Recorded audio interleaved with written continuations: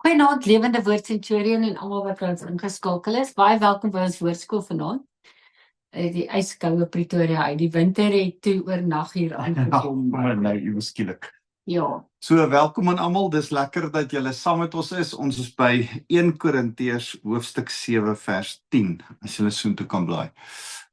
Ek wil net sê oor verlede Vrydag, dit was 'n heerlike sonsopkomsdiens. Ja. Dit het fantasties uitgewerk. Presies op die regte tyd ophou reën. Net so voordat ons alles moes opstel toe. Hou dit op reën, dit het fyn gereën. En 'n heerlike oggend gehad. Daar was nie geweldige sonskyn nie, daar was 'n wolk wat vir ons eintlik net skaduwee gebied het om lekker te kuier. 'n Klomp mense gekuier. Ons was so oor die 1000 mense by die sonsopkomsdiens en die Here was vir ons goed. ja, uitstekend. Uitstekend, dit was baie lekker. Lekker om saam nagmaal te gebruik en die Here se kruisiging en sy opstanding te vier, ook op Sondag. Dit was goed. Ja. So, kom ons bid saam. Here, baie dankie vir 'n afgelope naweek wat U net weer in hierdie Paastyd vir ons gewys het, Here, dat U getrou is, U is goed vir ons, U het ons lief. Here, as ons dink aan die kruisiging en ons dink aan die opstanding, dan besef ons net weer U genade en U liefde. Dankie Jesus, dankie dat ons dit ons eie kan maak en besef U, die almagtige God, wil ook met ons 'n persoonlike verhouding hê. Dankie dan vir U woord wat ons leer, hoe om hierdie persoonlike verhouding met U te kan hê. Ons loof U Jesus, amen. Nou ons het verlede week gepraat oor Paulus wat nou kom by hierdie huwelik goed. Hy begin eintlik dit al hier in hoofstuk 5 as hy die onsedelikheid aanspreek van 'n persoon wat by sy pa se vrou bly en dat dit in die kerk soort van sosiaal moreel aanvaar word en Paulus sê dit is nie aanvaarbaar nie. En dan begin Paulus so 'n bietjie oor ander morele probleme praat, hofsaake wat tussen gelowiges is. Want ek het my foon so 'n bietjie stil maak en dan praat hy oor 'n waarskuwing om eerder nie goddeloses in ons midde toe te laat nie, hofsaake tussen gelowiges en dan begin hy in vers 7 oor die huwelik praat. En dit lyk asof saam met hierdie hele misverstand, frustrasie rondom onsedelikheid wat in die kerk toegelaat word en moreel aanvaar word, is daar vrae rondom die huwelik, hoe werk seker goed, wat is reg en verkeerd, want wat vir die Jode reg was, is nie noodwendig vir die heidene wat nou tot geloof gekom het reg nie, en wat moreel aanvaarbaar is vir die heidene wat nou in die kerk tot bekering gekom het, is nie noodwendig dieselfde as wat die Jode is nie. So hy moet hierdie twee wêrelde nou soort van bymekaar bring en hulle verduidelik wat is die Christendom, ons stand in Christus, wat is ons nuwe morele sienswyse oor die huwelik en oor die seksuele binne in die huwelik en hy praat so 'n bietjie daaroor en ons het verlede week gepraat oor die feit dat Paulus 'n alleenloper was en gesê het hy doen dit sodat hy kan fokus tot eer van die Here. Dit is wat hy voel hy geroep is voor en hy moedig ander daarmee aan, maar dan sê hy ook as jou stand huweliksstatus of stand op die oomblik is om getrou te wees, geniet dit, doen dit tot eer van die Here. As dit is om ongetrou te wees dan ook ongetrou tot eer van die Here. En nou gaan ons aan met vers 10. Nou sê hy aan die wat getroud is, 1 Korintiërs 7 vers 10. Aan die wat getroud is gee ek die opdrag, nie ek nie, maar die Here, dat 'n vrou nie van haar man mag skei nie. En dan sê hy, as sy tog skei, laat sy ongetroud bly of haar met haar man versoen. 'n man mag ook nie van sy vrou skei nie. So kom ons gaan tot daar. Dis 'n geweldige kontroversiële en moeilike skrif. Skrifte wat ek al in my kantoor lank saam met sekere ouens gesit en bespreek het, saam met sekere mense sit en deurtrap het van geskei is en dan hierdie skrif lees en sê, daar's onomwonde, kan hy nie weer trou nie. En ons het uit 'n kerktradisie uitgekom, ek en jy, waar ons studeer het, waar daai kerk en die pastoor van daai kerk geweier het, dat as enigiemand in egskeidings was, om hulle weer te trou. Onthou jy dit? Ja. En toe was daar ander kerke wat gesê het, wel, ons verstaan dit en ons verstaan hierdie skrif, maar daar's ook dan nou genade en ons moet mense wel ook weer kan trou. So kom ek sit jou in hierdie lekker moeilike posisie. Wat se een is reg en watter een is verkeerd? Maar Paulus sê nog net hierdie mag nie skei nie. Jy mag nie skei nie. Ja, of dis wat hy hier sê. En dan sê hy, as sy tog skei, laat sy ongetroud bly of haar man met haar of haar met haar man versoen. Okay. So gaan jy stophorlosie aansit. Ja, ek is by jou, daar's hy. Nou kan jy jy vra my gewoonlik moeilike vrae, laat ek jou nou 'n bietjie moeilik. Hierdie is baie moeilik, want mens kan nie teen die woord praat nie en wat Paulus hier sê, maar die ding is dat ons ook glo in genade en daar's ongelukkig egskeidings wat gebeur en ek weet daar's 'n vroeë plek wat Jesus sê as daar oorspel was, dan mag jy skei. Maar daar's partykeer goed wat mans aan hulle vrouens doen wat ewen meer skade maak as oorspel ewen. En abuse en narcissisme en dan die skade aan daai kinders en dan daai kinders se persepsie van die huwelik vir die toekoms. So dis baie moeiliker, maar ek sal gaan met wat ek glo in die oortuiging van my hart is, wat Derek Prins gesê het, want ek weet dat Derek Prins het ook 'n studie oor dit gemaak en hy het gesê dat hoekom kan of sy standpunt was in die eerste plek, ek glo in genade en ek glo in tweede kansse.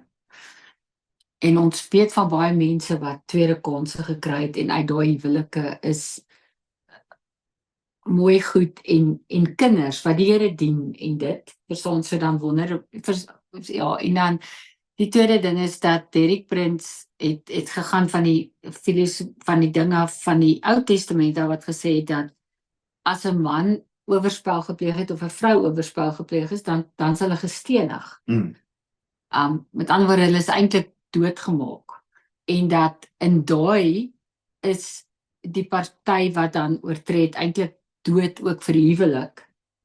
En kan dit dan 'n vrou vryskel daarvan om weer te trou. So ek weet dit is en ek weet dat Derek Prins getroud is. Hy was sy eerste vrou, dink ek nie was getroud nie. Een van sy 2 vrouens het uit 'n egskeiding uitgekom en soos ek die storie verstaan, was daar mense gekant teen die huwelik, maar eventueel is hy getroud met haar. Ja. En ek dink sy eerste vrou was 'n weduwee. Hy was 2 keer getroud. Die een keer was dit 'n geskeide vrou en die volgende keer was dit 'n weduwee.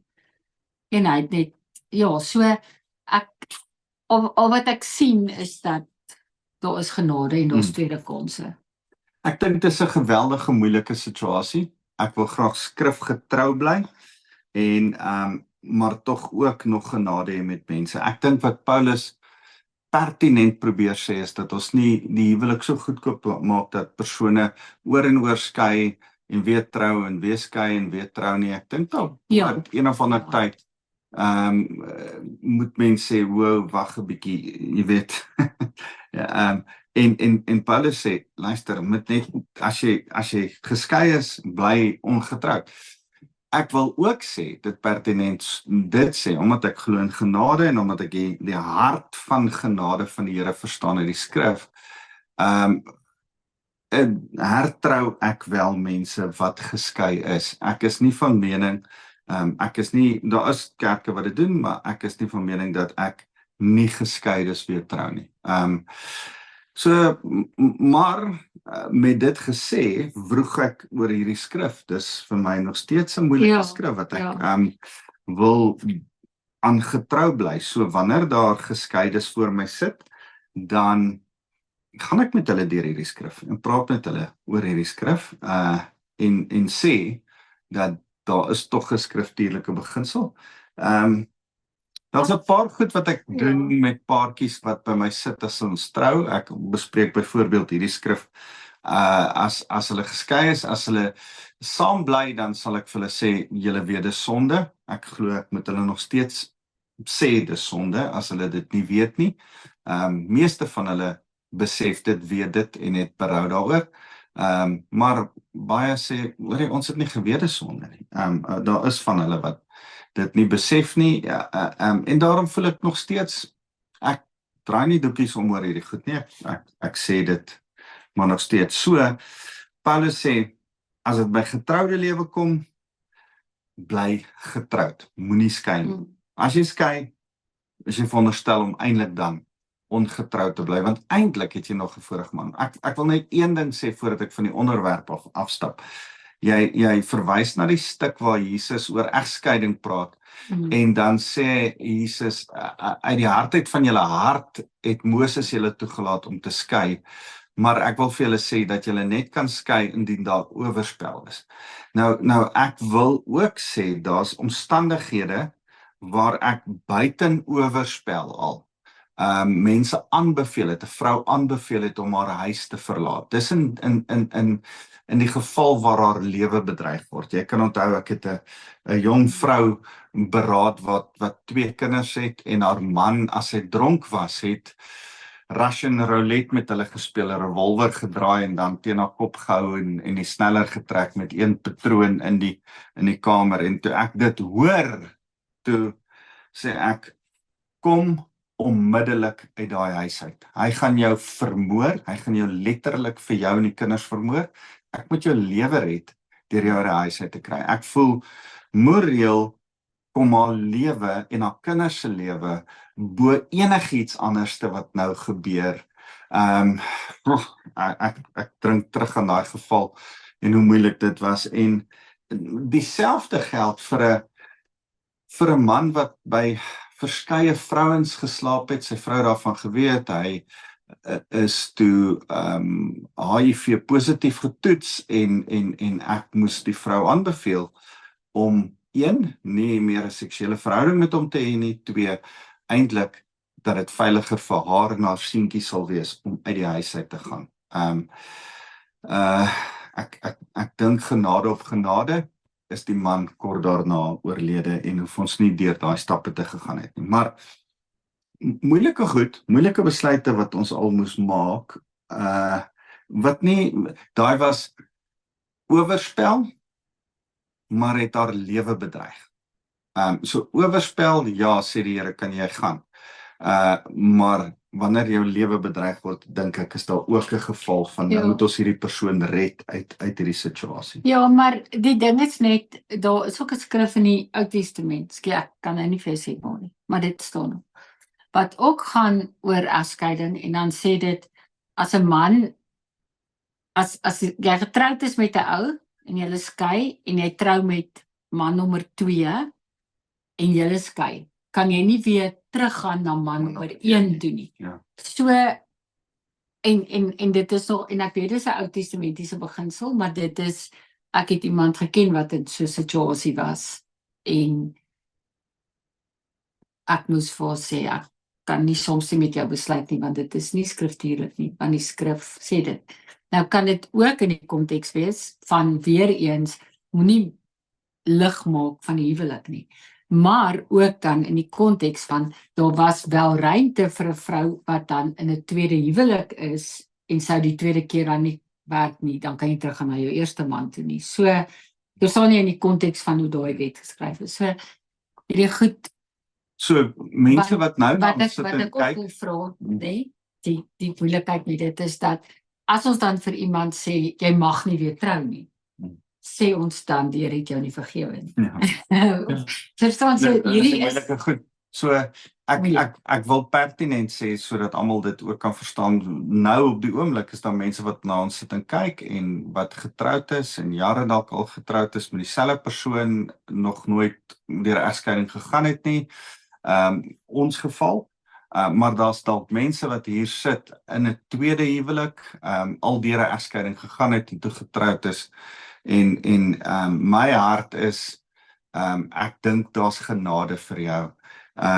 Paulus is taamlik hard oor hierdie ding, maar ek dink wat ek in Paulus lees is die erns van die saak. So voordat jy te vinnig dalk my pak slaag gee oor my siening oor hierdie skrif, dink ook daaraan dat ons met 'n klomp mense saam moet sit en werk en lewe saam met hulle moet leef. Journey, né? Aangaan in die lewe. Dis die lewe moet jy nog steeds aanhou leef. So dis nie so maklik nie. Vers 12 sê, maar aan die ander sê ek, nie die Here nie. Nou sê Paulus, ek's nou besig met my eie opinie. As 'n broer 'n ongelowige vrou het wat instem om by hom te bly, moet hy nie van haar skei nie. En 'n vrou met 'n ongelowige man wat instem om by haar te bly, moet nie van hom skei nie. Die ongelowige man is immers deur sy gelowige vrou geheilig, en die ongelowige vrou is deur haar gelowige man geheilig, anders sou hulle kinders onrein wees, maar nou is hulle, die kinders, geheilig. Dis baie interessant. Ja, nee, jy moet dit vir my bietjie verduidelik. Okay. Ek verstaan dit. Nou kom ek hier's twee mense. Een is ongered soos 'n klip, hier's die klip. Een is gered en ken Jesus. Of hierdie nou die man is en die vrou, of hierdie nou die vrou is en hierdie die man, maak nie saak nie. Okay, dis wat Paulus sê. Wanneer jy gered is en jy is met 'n ongeredde getroud, moet hom nie skei nie. Moet hom nie los en sê, my man dien nie die Here nie, nou gaan ek hom los. Inteendeel, sê Petrus, ek wil gou blaai na, ek dink is 1 Petrus hoofstuk 3, wat sê, net so vroue moet julle aan julle, ek lees 1 Petrus 3 vers 1, net so vroue moet julle aan julle eie mans onderdanig wees, sodat selfs indien sommige aan die woord ongehoorsaam is, met ander woorde, nie die Here dien nie. Laat ek weer die vers lees en dit mooi verduidelik. Net so vroue moet julle aan julle eie mans onderdanig wees, sodat selfs indien van julle mans aan die woord ongehoorsaam is, ook hulle sonder 'n woord gewen kan word deur die manier waarop julle leef, omdat hulle julle rein, eerbiedige leefwyse raak sien. So, dis 'n incredible skrif. Ja. So nou sê hierdie skrif in 1 Petrus hoofstuk 3, hier's 'n geredde vrou met 'n ongeredde man. Nou sê Petrus vir die geredde vrou, leef net 'n voorbeeld van Christendom.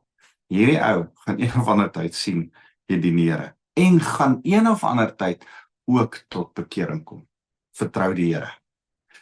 Nou wil ek dit bietjie moeiliker maak. Nou wil ek sê, goed, wanneer het hierdie persoon tot bekering gekom? Het hulle as twee klippe, twee ongereddes getrou, né? Ons sit nou met sulke vriende. Twee ongereddes wat getroud is. En iewes skielik kom sy tot bekering. En sy begin die Here dien. En hierdie ou sê, hoorie, maar dis nie die vrou wat ek getrou het nie. Sy het saam met my gedrink en geparty. Nou iewes skielik loof en prys sy die Here. En sy sê, sy kom na my toe en sy sê, hoorie, ek wil hom los. En ek sê, nee, jy gaan hom nie los nie. Jy gaan nou 'n voorbeeld lewe vir hom leef. En jy gaan doen, jy het hom actually lief. Ja, maar hy hou nie meer van my manier van leef nie. Okay, maar leef jy aanhoudend so, dat hy eventually tot bekering kom. So, nou sê die skrif, as jy albei ongered was en die een het nou tot bekering gekom, moet hierdie geredde een en die ongeredde los nie. As jy gered was en jy trou nou met 'n ongeredde, hoeveel keer het ons dit nie al gesien nie, man, oom, ek gaan hierdie ou by die Here uitbring. En dan sê ek, dis Jesus se werk, dis die Heilige Gees se werk. Moenie jou lewe so complicated maak nie. Jy is besig om 'n baie moeilike ding aan te pak. Inteendeel, die skrif sê, vir ongetroudes sal ek vir 'n gelowige sê, moenie met 'n ongelowige in dieselfde juk trek nie. Moenie met 'n ongelowige in 'n besigheid ingaan nie. Gelowiges, moenie 'n ongelowige vat en sê, hierdie ou is 'n goeie besigheidsman, of hierdie ou het baie geld. Hierdie ou is ouer en hy het baie geld en hy weet 'n bietjie iets van my tipe besigheid, ek gaan met hom in partnership in. Nee, moenie, hy ken nie die Here nie. Sy normes en waardes is nie dieselfde as jy nie. As ek weet wat ek nou weet, sal ek nie werk saam met so 'n persoon nie, sal ek nie grond koop of eiendom koop saam met so 'n persoon nie. Ek sal nie besigheid doen saam met so 'n persoon nie. Des te meer gelowiges moenie met 'n ongelowige trou nie. Maar nou dink jy is slim en jy weet baie, jy is nou 21 jaar oud, jy is nou die slimste wat daar is. Jy gaan nou hierdie ongeredde lei na die Here toe. Jy's baie lief vir hom, hy's oulik, hy's baie nice, sy's beautiful, sy is verskriklik oulik. So 'n jong vriend gehad wat 'n ongeredde meisie gehad het. Trou met haar. Nou kan een van twee goed gebeur. Jy kan vasbyt, want dit gaan 'n rukkie vat voordat hierdie persoon dalk gered word. Of hulle kan jou aftrek en jy kan ook weer backslide. Ek hoop nie dit gebeur nie, maar die skrif sê, jy is veronderstel om aan hierdie persoon getrou te bly, vas te byt en 'n voorbeeldlewe te leef. Nou sê die skrif, ongeag of hierdie die man of die vrou is, die geredheid van hierdie persoon maak dat die kinders wat uit hierdie huwelik kom, gered is. Eintlik gesien word tot wanneer hulle eie keuse kan maak as heilig. So mense vra vir my, babietjies wat sterf, gaan hulle hemel toe of gaan hulle hel toe? Dis 'n baie moeilike vraag, want as jy die skrif reg verstaan, dan gaan babietjies op grond van die ouers se geloof, voordat hulle keuse doen, op grond van een van die twee ouers se geloof, gaan hulle hemel toe. Maar die teensin is dan ook waar, as al twee ongered is en hulle het kinders en die babietjies sou sterf, gaan hulle nie hemel toe nie, want hulle is nie geheilig op grond van die ouers se geloof nie. So, dis 'n baie moeilike, baie kontroversiële onderwerp. So hier's nou 'n ander moeiliker een, waarmee ek nou onlangs te doen gekry het in 'n beradingsgeval. Albei is ongered, babietjie gaan dood by geboorte. Met die dood van die baba, kom sy tot bekering en hy kom tot bekering. Is babietjie gered of nie? En ek dink, Here, hierdie is baie moeilike goed. Hierdie is geweldig. Ons het daai vrou gedoop en haar man gedoop. Ek dink babietjie is gered want die Here is buite tyd. Dit was die oortuiging van my hart en dis wat ek haar in berading mee bemoedig het.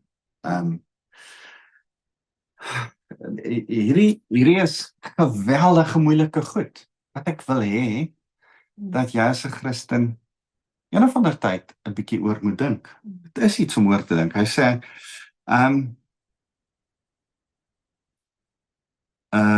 maar die ongelowige man is immers deur sy gelowige vrou geheilig en die ongelowige vrou is deur haar gelowige man geheilig. Anders sou hulle kinders onrein wees, maar nou is hulle heilig. Grond van een se geloof heilig die Here die kinders. Die Here heilig die kinders tot en met 'n tyd wanneer kind 3, 4, 10, 12, maak nie saak, een of ander tyd gaan daai kind voor 'n keuse vir Jesus Christus staan en moet hy in sy hart 'n keuse maak. Ons weet nooit wanneer is daai tyd in 'n kind se lewe nie. Maar voor daai kind voor die keuse staan, is hy geheilig op grond van sy ouers se geloof, en dan, wanneer hy een of ander tyd voor daai keuse staan, dan staan hy op sy eie. Vers 15 sê, as die ongelowige egter, as die ongelowige egter wil skei, laat hy skei. In sulke gevalle is die broer of suster nie gebonde nie. God het hulle egter geroep om in vrede te leef. Want hoe weet jy, vrou, of hoe weet jy jou man sal, of jy nie jou man sal red nie? Of hoe weet jy, man, of jy nie jou vrou sal red nie? So, bly so lank as wat jy kan, miskien het jou voorbeeld lewe redding. Dis wat hy herhaal eintlik wat Petrus sê, né? Vir die man en vir die vrou. Petrus praat net met die vrouens. Paulus praat met mans en met vrouens dieselfde ding. Miskien red jy jou ongeredde huwelikspaar. Bly by hulle. Maar wanneer hierdie ongeredde huwelikspaar sê, ek wil nie meer met jou getroud wees nie, ek jaag jou nou weg. Moenie bly nie. Want dit gaan nie werk nie, verstaan jy? En ek wens ek kan nog meer sê daaroor, ons tyd is op. Ek's bly ons tyd is op. Ja, maar dit is nie paragraaf. Nee, ek is klaar. Ja. Of hoe weet jy, man, of jy nie jou vrou sal red nie? Dis die laaste gedeelte. En ek wil vir julle sê, hierdie is een van die moeilikste gedeeltes. Die gedeelte oor egskeiding, en oor heiliging van kinders, oor wanneer jy mag skei, wanneer jy nie mag skei nie, van die moeilikste onderwerpe vir my in die skrif.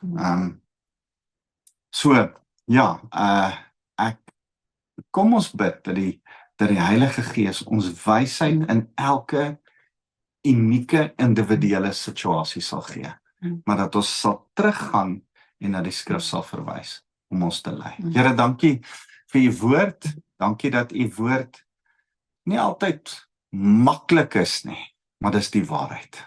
En ons wil daarby bly. Ons eer u, Jesus. Amen. Amen. Dankie julle.